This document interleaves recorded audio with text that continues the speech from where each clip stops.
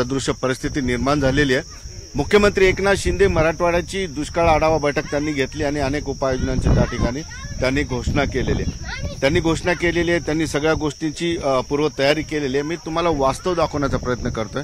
आपण थोडं गावाकडे जाणार रस्त्याकडे बघा, लहान कच्चे बच्चे महिला हे फक्त हांडे घेऊन जातात आणि ही रांग जी आहे सकाळी 6 वाजल्यापासून जी सुरू होते ते रात्री उशिरापर्यंत ही रांग सुरू असते। कारण रेवळगावच्या मी नदी पात्रामध्ये आहे आणि रेवळगावपासून 2 किलोमीटरवर एक विहीर आहे आणि त्या विहिरीमध्ये आपण विहिरीवर बघू शकतो की कशा पद्धतीने या ठिकाणी महिलांची गडबड असते। ही गडबड सकाळी पहाटे 6 वाजल्यापासून आहे। एक हांड्यासाठी महिलांना जे आहे जवळपास 2-2 किलोमीटर पायी या ठिकाणी चालावं लागतं। 2 किलोमीटर पायी येणं आणि 2 किलोमीटर पायी जाणं, एकंदरीत 4 किलोमीटर पाणी या ठिकाणी आहे। दादा मला एक सांगा की दुसरी काय पर्याय सोय आहे तुमच्याकडे? 2 किलोमीटर विहिरी आल्याशिवाय तुम्हाला पाणी नाही भेटत? दुसरं काही नाही, फक्त एकच हापशी आहे, ते हापशीवर पण करतात आणि ते खारं पाणी आहे। आम्हाला इकडे प्यायच्या पाण्याला लांबच यावं लागतं 2 किलोमीटरवर, त्याशिवाय आम्हाला दुसरा विलाजच नाही। काय तर ज्याच्याकडे एखादा ट्रॅक्टर आहे ते शेतातून आणतात 4-4 किलोमीटर। आता आमच्याकडे सध्या काहीच नाही, त्याच्यामुळे समजा ही विहीर आटली तर मग पर्याय नाही, खारं पाणीच प्यावं लागतं हापशीचं मजबुरीने, त्याच्याशिवाय पाणी तर नाही पिऊ शकत आपण मग तेच कसं तरी करू। काही आता शिरसगावून जार आणतात 5 रुपयाला, स्वस्त आहे तिथं जार। किती लांब आहे इथून ते 3 किलोमीटर शिरसगाव। 3 किलोमीटर म्हणजे सगळं किलोमीटर शिवाय काही खाली नाही। किलोमीटर बघतो आपण या ठिकाणी महिला ज्या पद्धतीनं पाणी काढतायत, म्हणजे जीवावर उदार होऊन हे हांडाभर पाण्यासाठी महिला रिस्क घेत आहेत। कारण विहीर फार लांब आहे, खोल आहे। एक मिनिट ताई, एक मिनिट इकडे मावशी, मला एक सांगा, तुम्ही असं विहिरीवर उभा राहता, मलाच खाली बघायला भीती वाटायला लागलेली आहे। भीती नाही वाटत तुम्हाला? आता पाणी नाही तर लेकर बाळ घरी आहे तर पाणी लागतं लेकर बाळांना बी। पण आता तुम्ही ज्या पद्धतीने उभे आहे इथं, समजा पाय सटकला काय झालं, ती अशी भीती नाही वाटत तुम्हाला? वाटायची, पण आता लेकर बाळ पाणी न्यावंच लागेल ना तरी बी। किती पाणी काढता तुम्ही दिवसभरात? आम्ही असे 10-12 हंडे तरी काढतो दिवसभर। पाण्याचंच काम आहे? हो, पाणी लागतं ना। तुम्हाला पोहता येतं का? नाही, पोहता नाही येत। मग आता एवढे रिस्क घेऊन जर काही अपघात झाला तर कसं? इलाज नाही ना त्याला, आता करत लागत आता पाण्यासाठी। लेकर बाळ आता लय मोठे आहेत ना आम्हाला।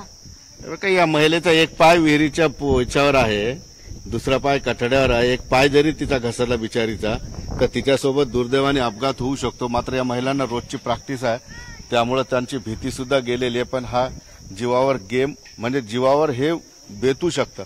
आपण आणखी या ठिकाणी जाऊया, कारण विहिरीच्या चारही बाजूनी फक्त महिला पाणी पाणी पाणी आणि पाण्यासाठी हांड्यासाठी या ठिकाणी आलेल्या आहेत। पण एक काही महिला आहेत हांडे घेऊन जाणार आहेत, मला त्यांच्याशी बोलायसाठी मी थांबवलेलं आहे त्यांना, कारण काही तरुण मुली सुद्धा आहेत। कारण मला त्यांच्याकडूनही जाणून घ्यायचं की नेमकं पाण्यासाठी त्यांचं काय चालतं, कशा पद्धतीने त्यांना घ्या। तुम्ही जाणार आहे गावाकडे चालले का?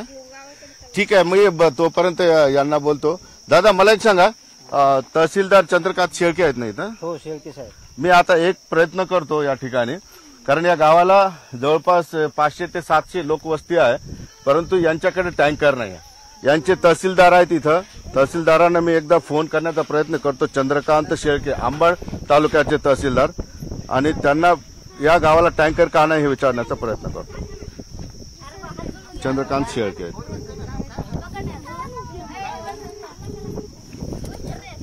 शांत बसा।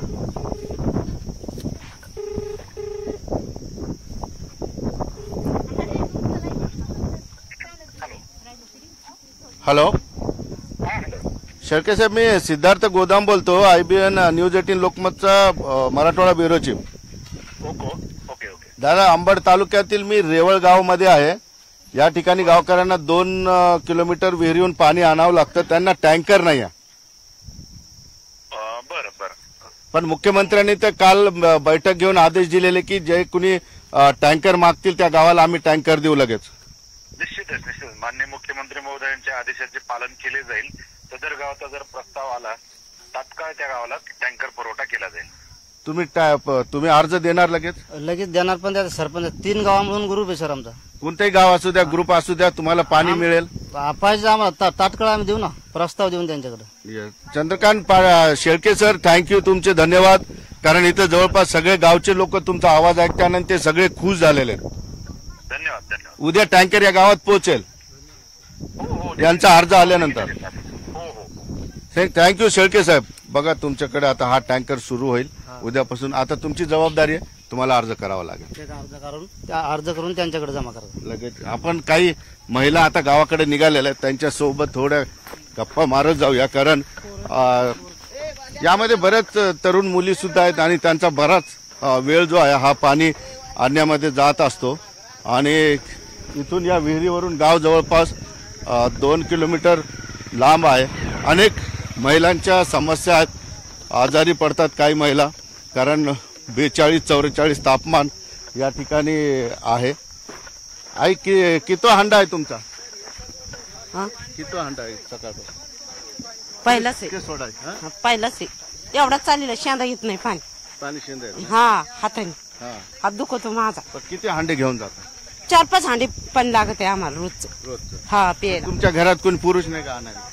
आहेत पण ते गेलेत आता बाजाराला गेले. तुम्हालाच आणायला? हा आम्हाला आणावं लागतं. मग कोण देईन आम्हाला? रोज किती चक्र होतात विहिरीवर? मग एकदाच नेतो 5-6 भांडे 6 भांडे.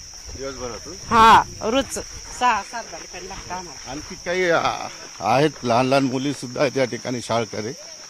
गावात जाईपर्यंत त्यांच्याकडून काही माहिती घेऊया, कारण या शाळकरी मुली आहेत, काही मुली कॉलेजमध्ये जाणार आहेत. छोटे छोटे हांडे सुद्धा घेऊन या मुली जात आहेत. ए बेटा एक मिनिट थांब, या इकडे इकडे इकडे. तुझं नाव काय ताई? अंकिता गिगे, तू कितीला शिकते? चला चला. 12वी. 12वीला? खूप कंटाळा येतो पाणी न्यायचा, मान घेऊन जाते घरी जाईपर्यंत. हा. आणि किती चक्र मारते विहिरीवर? घरी आता सध्या 2 आणि संध्याकाळी परत यावं लागतं. 2. हो. अच्छा. पण काय एवढी पाण्याची सवय तर नसेल? सवय नाहीये पण आता न्यावं लागतं घरी. दम पण लागत असेल ना? हो. हा? मान पण खूप दुखते. आजारी पडलीस कधी नाही आजारी नाही पडली. पाण्यामुळे? काल खूप मोठं पाणी शिरल्यामुळे हात लाल झाले. हात लाल झाले. हो. अच्छा. आणखी एक ताई आपल्यासोबत. ए ताई थांब बेटा, काय नाव तुझं? हा? साधना गिगे. चल चल, खाली बघून चला नाही तर पडશે. किती हांडे नेते तू दिवसभरातून? 2. परत संध्याकाळी 2. 2-2. हो. तर किती वेळ जातो याच्यात? 1-1.5 तास. 1.5 तास? हो. शेंदाला नंबर नाही लागत. नंबर लागतो. हो. बरं टेम्परेचर एवढं आहे, एवढं ऊन आहे, काय ऊन वगैरे लागत नाही? लागतं ना. आजारी पडलीस कधी? नाही. नाही पडली. आणखी महिला आहेत सगळ्या. आई किती हांडा आहे तुमचा? दुसरा किती सकाळपासून? 2 नेले. हा. हा संध्याकाळी एखादं न्यावं लागतं. पोरं नाहीत आमच्या इथं, काय नाही, आम्हालाच न्यावं लागतं. म्हाताऱ्या माणसाला वर यांगता येत नाही. हा. लटलट करतं जीव. शेंदा पाणी लागलं हा. आता शेंदाच लागतं. कुणी शेंदून देत नाही तर म्हणतात आमचंच भरायचं पडे आम्हाला. हा. मग आपलं कसं तरी ओली ओली काढावंच लागतंय. पण काय उन्हात, एवढं उन्हात आजारी पड? आता मस्त पडलं तरी पण पाणी प्यायला कोण देईन आणून? मजबुरीचा हा? मजबुरीचा. हा ना. पण आता उद्यापासून टँकर येणार आहे तुम्हाला. हा, बरोबर येऊन द्या ना मग. खुश नाही का? हा आहेत ना खुश आहे. बघितलं आपण की हे गावामध्ये आता एंट्री होते, आपण बघतोय. या गावामध्ये ह्या विहिरीच्या रस्त्यावर बघितलं ना आपण, इथून तिथून सगळं फक्त हांडा भरलेला डोक्यावर घेऊन जाणाऱ्या महिला किंवा पाणी भरायला येणारे खाली हांडे, एवढाच विषय या ठिकाणी आहे. आणि फक्त आदला बदली गावात येईपर्यंत. दादा तुम्ही 1 मिनिट थांबा इकडे. किती लोकसंख्या आहे गावची? या गावात 500 ते 600 लोकसंख्या. आणि कुणालाच घरात पाणी नाही? कोणालाच नाही. सगळ्या संपूर्ण गावाला पाणी शेंदून आणावं लागतं. आणि अजून थोडी एक बोरिंग आहे, त्याच्यावर बी गर्दा पडतो. तिचं पण पाणी कमी झालेलं आहे. पण आता मी फोन लावला चंद्रकांत शेळके तहसीलदारांना. हो. तुम्हाला आता उद्या टँकर किती तुमचं म्हणजे अडचण दूर होईल? टँकर आलं की आम्हाला काय सुख ते उपकार होते ना तुमचे. टँकर असले की आम्हाला म्हणजे काम व्यवस्थित करता येईल. जागो घरपोच ड्राम 1-1 ड्राम जरी दिला तर आम्ही तेवढ्याच आभार आहे. होऊ शकतो. बघितलं रेवळगावमध्ये आलो मी, तुम्हाला परिस्थिती ती दाखवली. आणि या ठिकाणचे तहसीलदार चंद्रकांत शेळके यांनी शब्द दिलेला आहे मुख्यमंत्र्याच्या आदेशानुसार की यांचा प्रस्ताव गेल्या ते उद्या त्यांना टँकर देणार आहेत. निश्चितपणे बातमी दाखवणं हे सुद्धा आमचं कर्तव्य आहे. मात्र त्या ठिकाणी काही अडचणी आपल्याला सोडवता येत असतील, काही अधिकाऱ्यांना बोलणं हे सुद्धा आमचं पत्रकार म्हणून कर्तव्य आहे. आणि या ठिकाणी न्यूज 18 लोकमतच्या वतीनं तहसीलदारांना फोन गेला आणि त्यानंतर लगेच त्यांनी उद्यापासून टँकर सुरू करण्याचं आश्वासन दिलं. सुधीर जाधवसह सिद्धार्थ गोदाम, न्यूज 18 लोकमत, रेवळगाव, अंबड.